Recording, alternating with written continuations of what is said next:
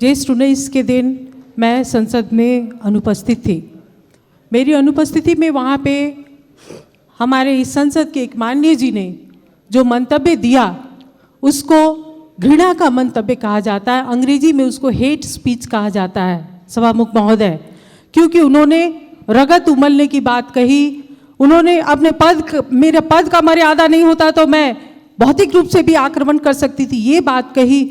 और भारतीय चेली नेपाल के संसद में आके दादागिरी करती है, ऐसी बात कही। सभामुख महोदय, मैं वैसी भाषा प्रयोग नहीं करूंगी, मैं प्रेम से अपनी बात कहूंगी सभामुख महोदय।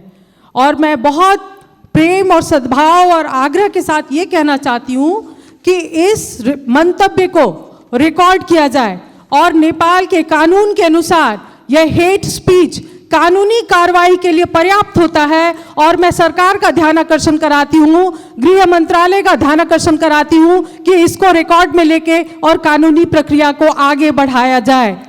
मैं दूसरी बात कहती हूँ सभामुख महोदय कि पूरे संसद पे की मर्यादा पे और उसके सार्वभौम सत्ता पे आक्रमण हुआ है, इसलिए ऐसे हेट स्पीच को संसद के रिकॉर्ड से हटाया जाए। जब तक ये संसद का रिकॉर्ड पे बना रहेगा, इस देश में विभाजन की दरार वहीं से शुरू होगी।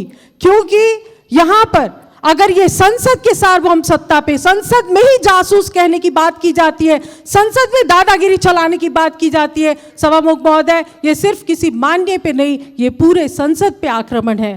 सभामुख महोदय, मैं क्षमा चाहती हूँ कि हमारे माननीय जी भी संसद का वक्तव्य पढ़ के अपना वक्तव्य देती हैं या मीडिया में जो प्रायोजित ढंग से वक्तव्य आता है उसको कहती हैं। मैंने कहा है भारत और चीन दोनों देश के साथ संवाद करके बात आगे बढ़ाई जाए।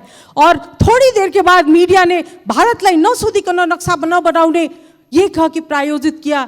उन्होंने भी उसी मंतव्य को पढ़ा है, सुना है और उसके बाद अपनी धारणा व्यक्त करती हैं। कम से कम हम लोग सभासद लोग जब बोलते हैं तो वस्तुगत तथ्य और प्रमाण के आधार पे बोलें। जब बाहर के जनता की हल्ला होती है, उसी के हल्ला में हम लोग जाएंगे तो हम लोग देश का नेतृत्व कैसे करेंगे।